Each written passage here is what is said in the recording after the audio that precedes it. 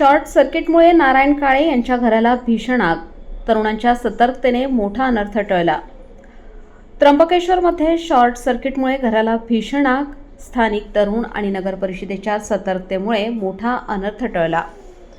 त्र्यंबकेश्वर येथील निरंजनी आखाडासमोरील वसाहतीत काल रात्री 9 वाजेच्या सुमारास एका घराला भीषण आग लागल्याची घटना घडली.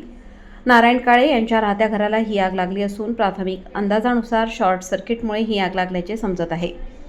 घटनेची माहिती मिळताच त्र्यंबक नगर परिषदेचे कर्मचारी नितीन शिंदे आणि विशाल मैडा हे तातडीने अग्निशामक वाहन घेऊन घटनास्थळी दाखल झाले. आगीने रौद्ररूप धारण करण्यापूर्वीच या कर्मचाऱ्यांनी शर्थीचे प्रयत्न सुरू केले.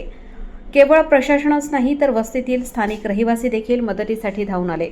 गणेश खैरनार, कृष्णा शिंदे, कुणाल सोनावणे, मदनसिंग राजपुरोहित, ऋषी रसाळ, दर्शन खैरनार आणि विशाल जाधव या तरुणांनी जीवाची पर्वा न करता आग आटोक्यात आणण्यासाठी मोलाची मदत केली.